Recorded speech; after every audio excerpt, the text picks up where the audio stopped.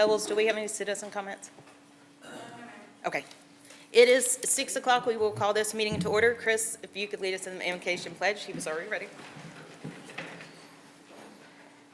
God, we just thank you for this night. God, thank you for just the ability to be here. Just thank you for the blessings that you've given to this city. Just pray that you'd be with us tonight. Just give wisdom to counsel, and that everything that's said and done would bring glory to you. We pray this in Jesus' name. Amen.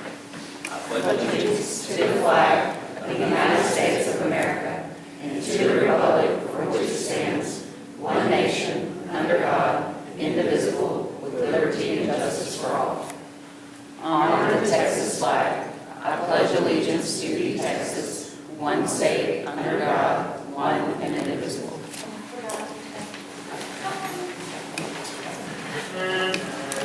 A3, music-friendly venue recognition presentation recognizing 4 Vidor venues designated by the Texas Music-Friendly Community Program. Ms. Allison?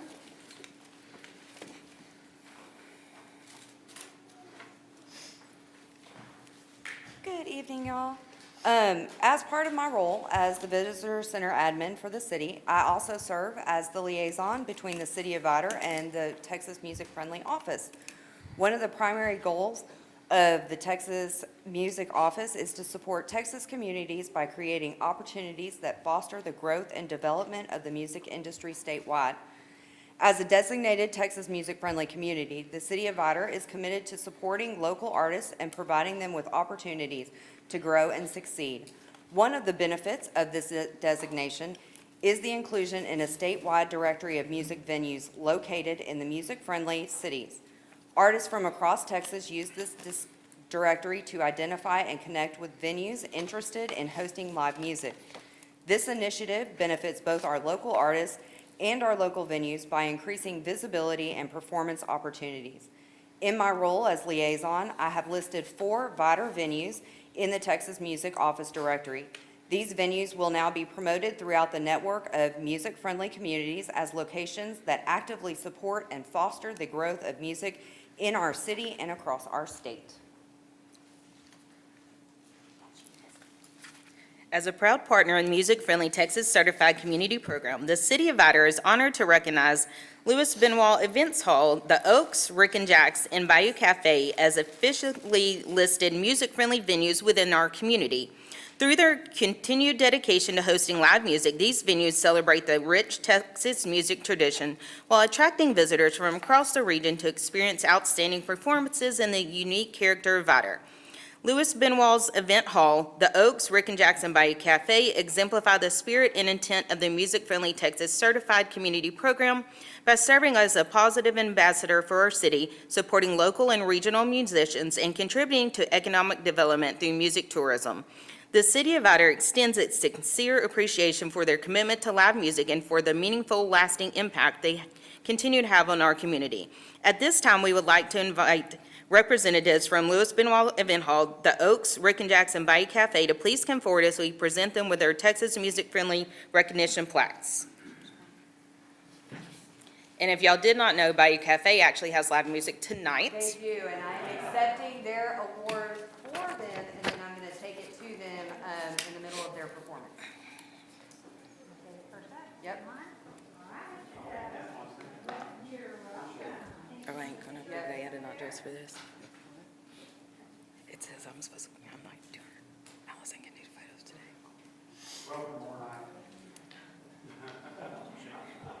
Yeah, Benoit's tomorrow, karaoke at Rick and Jack's tomorrow. Donna, I need a plug. What's yours? LA Rocks the 31st. Okay.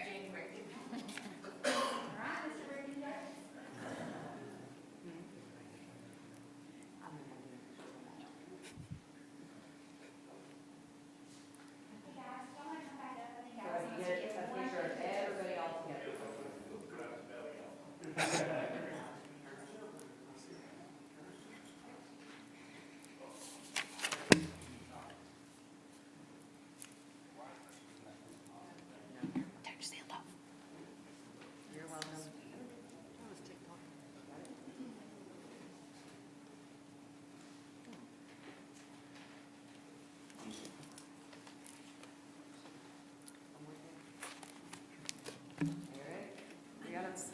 Thank y'all so much for being here.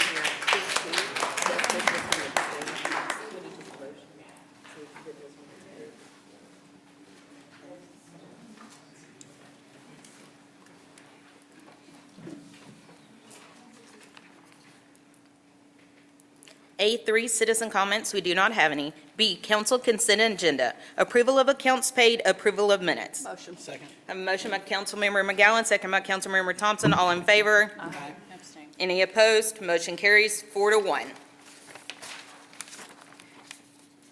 Jessica abstained. Okay. Sorry. Council regular agenda. C1, consideration and possible approval of an ordinance finding certain buildings, dwellings, and/or structures located at 375 West Tram, Vidor, Texas, to be public nuisances and ordering the demolition and/or repair of buildings, dwellings, or structures. Second reading. No, it doesn't. This is the same ordinance. Motion. I have a motion by Councilmember Second. McGowan, second by Councilmember Thompson. All in favor? Aye. What is happening? It doesn't matter. It's just second reading. All in favor? Any opposed? Motion carries 5-0. Rick, please tell Mr. Brewer. C2, consideration and possible action regarding approval of nominations for the 2026 Music Friendly Walk of Fame stars. Ms. Allison again? As many of you know, we have the stars and our Walk of Fame. Every year we nominate people to go on our Walk of Fame. This year we had 8 nominations. The committee decided on 3 for stars for your approval. The first is Waylon Payne. He is an actor, an artist, and a songwriter. He lived in Vidor for about 14 years, I think. He was in Walk the Line. He played Jerry Lee Lewis in Walk the Line. He is on the road performing with Willie Nelson currently. His mother was also a Grammy-winning singer, country singer who lived in the city of Vidor. He has worked with several other artists writing songs. One of the songs that he helped write, Solitary Thinking, actually won a Grammy for songwriting. He also has a Grammy for the soundtrack of Walk the Line. So that is our first nomination for your approval. The next one is Carl Richardson. Carl has been a lifelong resident of Vidor. He performs currently at Rick and Jack's and at Bayou Cafe. He is an instructor at Lamar State College. He has also performed with Mike Zito, Frankie Avalon, the Commodores, James Brown, Percy Sledge, Jerry Lee Lewis, Hall & Oates, Stoney LaRue, Kevin Fowler, there's a lot. And he is the second nomination. And then the third that the committee approved is Johnny Jano. He lived here for about 10 years before he passed away. He was a national broadcaster on AM radio for a country star. He also created Cajun Rockabilly. He has numerous records that have been published. And he actually, the last place that he lived was Vidor before he passed away. So those are our 3 for your approval.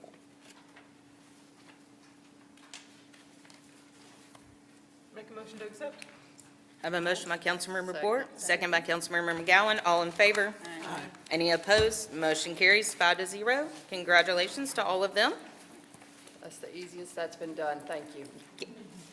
C3, consideration and possible action to approve an ordinance regulating traffic on Freeway Drive within corporate limits of the city by traffic control device, no truck route. I'll do this one very, very simple. Freeway Drive is off of Highway 12. It says Freeway Drive, very misleading, and it makes it seem like it is a drive to the freeway. We keep having 18-wheelers getting stuck in people's yards over there. So it was requested that we add this to the no truck route. Yeah, if I can add one thing here. So it's, The way our ordinance is actually worded is, you can't have truck routes in the city unless it's a designated truck route. So it's kind of the inverse, where we have a list where you can be, and so Freeway Drive is not on the list, so it's already a no truck route. But what this does is authorize the city to place signs up there to notify them, and then you kind of treat it, it's like a traffic control device that he puts up, like a stop sign, just notifying him that it's not a truck route. If that makes sense. I have a motion by Second. Councilmember Barker, second by Councilmember Bork. All in favor? Aye. Any opposed? Motion carries 5-0. C4, consideration of possible action to approve an ordinance reducing the speed limit on Heritage in the city limits to 20 miles per hour. We do look to do this after the road is complete and we do a speed study, but we will have to pass on this tonight. C5, consideration of possible action regarding allocating additional $10,000 hotel occupancy tax funds for the Music Jam event to be held in the city. We will pass on this tonight. C6, report from the Chief of Police regarding K-9 Grimm's activities. All right, Mayor, Council, our Officer Moss, he's back from his training with his K-9. The first dog he originally selected, they just weren't meshing very well together, and luckily, they figured that out while he was in training, so that allowed him the opportunity to pick another dog.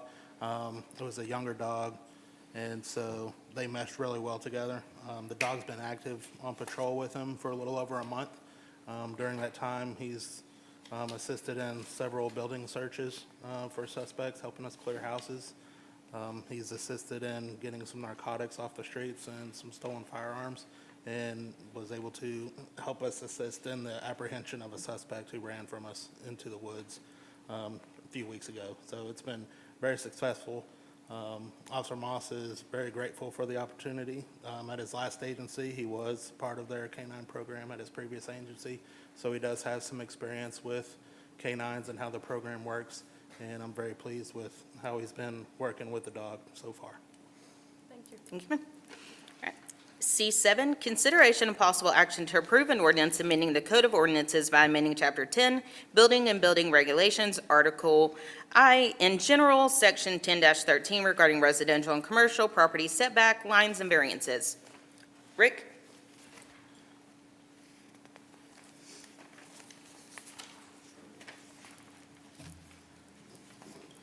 Mayor Sonchart, City Council, distinguished city staff, citizens of Idaho.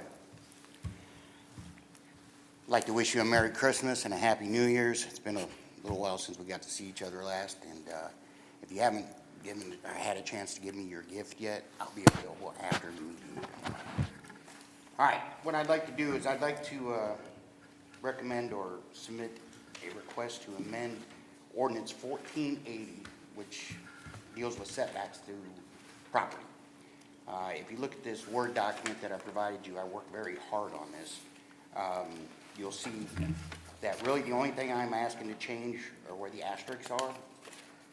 The ordinance that, as reads right now, only identifies a front setback, a side setback, and there's no requirement for a rear setback at all. And there's no delineation between commercial properties and residential properties. These setbacks are for the safety of all citizens and commercial property. They're actually fire separation distances, so fires don't jump from one structure to another. So the way our ordinance is written right now, it allows a property owner to build right on the property line as far as the rear setback, and that the other property owner can do the same thing. So you could have two-piece structure that are joined together. So there's no fire separation whatsoever. So what I'm requesting is if you look down below where it says proposed residential, the only thing I'm asking for is to add a 10-foot rear setback for residential properties, and then to distinguish between the commercial property that's abutting another commercially zoned property to establish these setbacks that are listed below. 25 foot in front, 10 on the side, 15 in the rear. And then if you have a commercial property abutting a residential property, it becomes a little bit more restrictive, which you'll have a 25 foot, 25 front setback, a 10 or 15 foot side setback, and a 50-foot rear setback. Now, on residential, And also, I'm sorry. I may also interject. I solicited the advice of the fire chief, which you have that as well, and he's endorsed these setbacks. When you and I initially talked, though, it was 5-foot rear, 5-foot side. Another 5 foot, that's a whole lot for some of these smaller yards. Are you talking, which property? Residential. I didn't add anything except for the rear. Right, but when you and I talked initially, you had mentioned a 5-foot rear setback, Right, not when we start- 10. When we start talking 5 foot, it's more restrictive with fire codes. If we go to the 10 foot, it pretty much eliminates all the fire codes. So you're being less restrictive the further you go away from the boundary line or property line. Yeah, but 10 foot, that's still a whole lot of somebody's backyard if they're trying to build something. I don't think it's that far back. 10 foot is not that far. I'm 5'7". I have a question on the residential properties in the ordinance 1506 right now. It says rear is 15, but you have rear 10. Are you going down? You're talking That's the about proposed, so your proposed is 10 foot, but on the actual ordinance 1506, the rear is at 15 now. I think Rick, the initial thing you said 15 on the residential one, and then the other document says 10 for residential.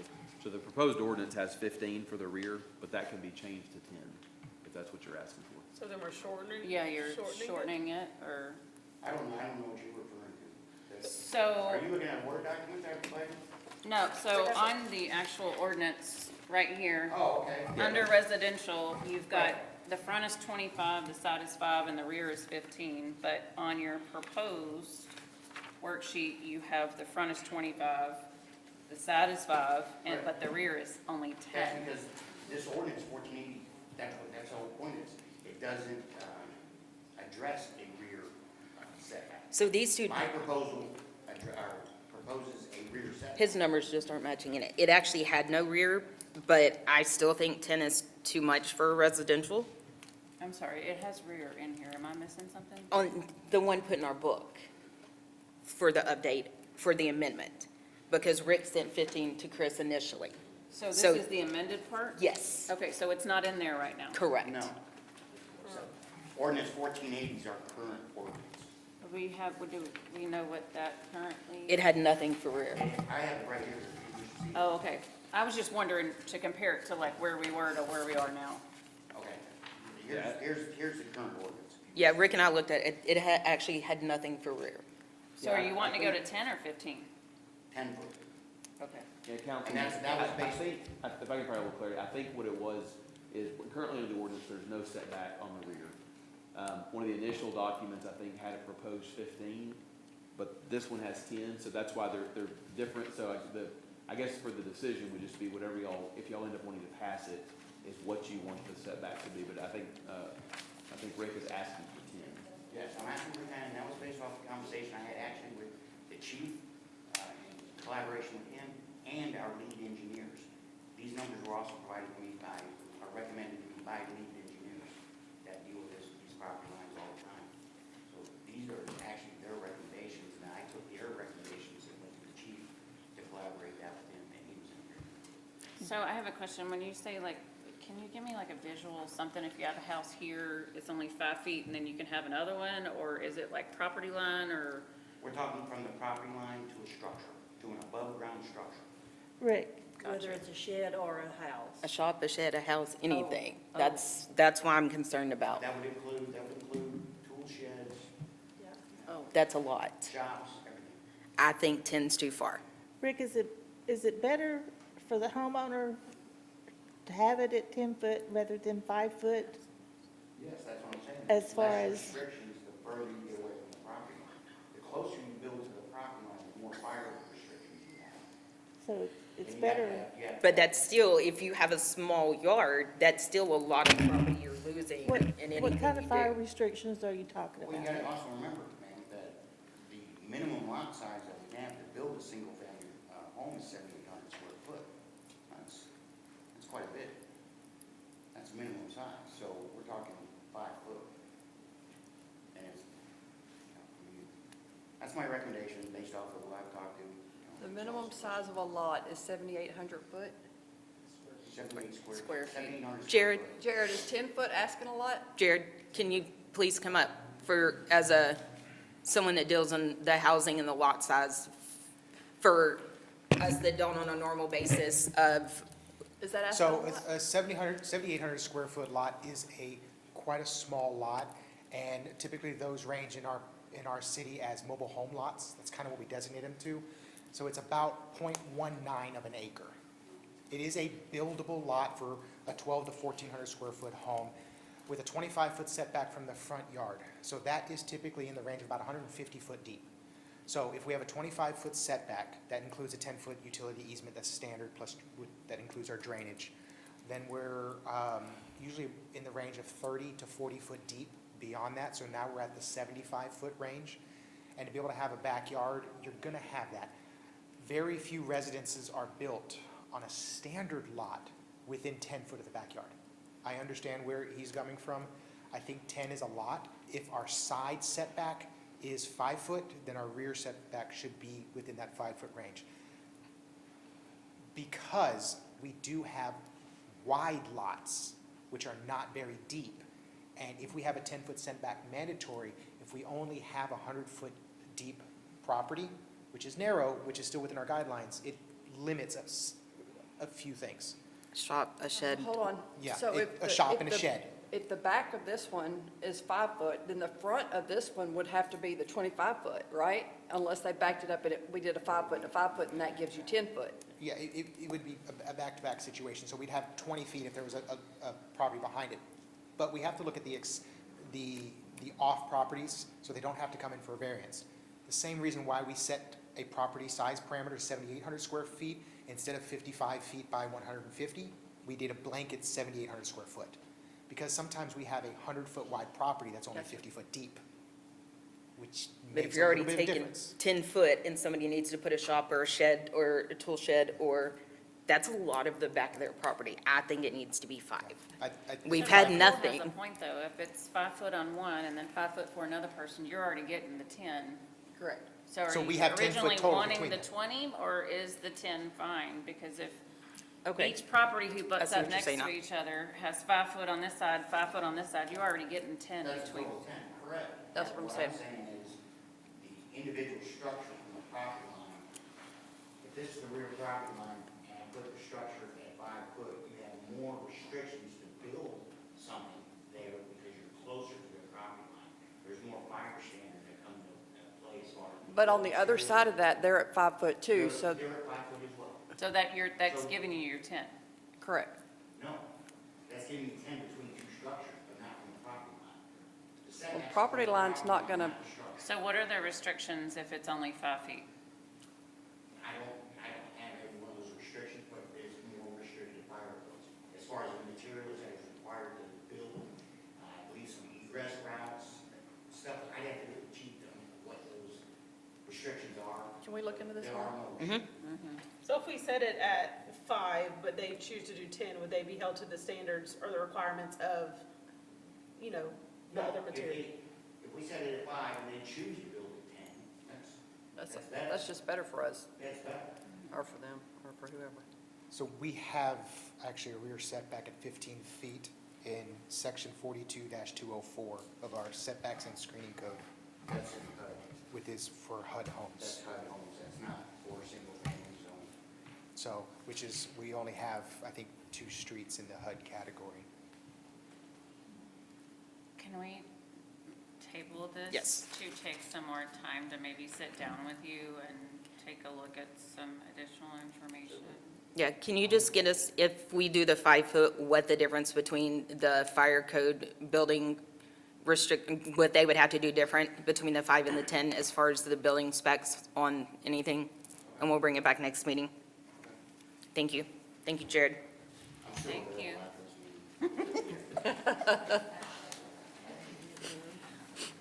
All right, we will table that. C8, consideration and possible action to approve an ordinance amending the Code of Ordinances by amending Chapter 54 Solid Waste, Article 2 Rates and Charges regarding rates and charges for solid waste, sanitation, deposit fees, and refund items. Pebbles, you doing this one? Yes, Mayor and Council. So currently, if you open up a sanitation account, there's a $50 deposit required per can, whether it's residential or commercial. And dumpster, currently, we do not require a deposit at all. And what we're finding is since we Yeah. increased the cost of our sanitation services, by the time we repossess the cans, there's not enough deposit left to make it whole for the city. So we're requesting that you raise the residential and commercial can deposits to $75 and start requiring commercial dumpsters to put a deposit of $100. And if you see some of the forms that I've attached to here, for the month of December, our total repossessions, the loss of revenue there was almost $4,000. Now, some of those people will come reinstate, and then they'll have to pay us what they owe and the reinstatement fees and that, and et cetera. But if you look, last fiscal year, I'm sorry, it's not included in here. Yes, it is, it's on the back side. So last fiscal year, our loss of revenue was $6,500 by not taking deposits or giving the, oh, and that was another thing. We wanted to change the giving the deposits back after 1 year of service to 3 years of service with good standing. Because what we're finding as well too is they get their deposit back and then they move. They don't tell us. They leave the cans there. The new owner comes, uses the cans for 2 months. We pick them up and then they come and start service. They're not liable for the old service, but nobody's canceling it because they don't care because they don't have a deposit. So the city's just losing out all the way around. So we're trying to get a little bit extra upfront to try to combat that and save the city from the loss in the future. How do you get your trash refunded, John? I want to pay these people's bills. I feel bad. Isn't it pretty I mean, I standard to have be a year for the more than one. deposit to get it back? Well, we called around and there was some companies that did year, there was some that did 3. There was one place that doesn't even give it back till your service is done. No, I think maybe meet in the middle and do 2 years. If it's been in good standing, give it back instead of 3 full years. But I do think upping the deposits a little bit and requiring one in the dumpster is definitely necessary. Yes. But I think 3 years is a long time to hold it. I can't motion though, so. So what do you mean meet in the middle, just not A year and a half? change? 2 years of good standing. I make a motion to accept the raises on the fees and make it 2 years for a deposit. I have a motion by Councilmember Bort. Do $100 on the dumpster? Mhm. Okay. I'm good with that. Yes. Second. Second by Councilmember Thompson. All in favor? Any opposed? Abstain. Motion carries 4-1. C9, consideration of adjournment. I have a motion by Councilmember McGowan, second by Councilmember Barker. All in favor? Any opposed? Motion carries 5-0. Meeting is adjourned at 6:28. Still not bad.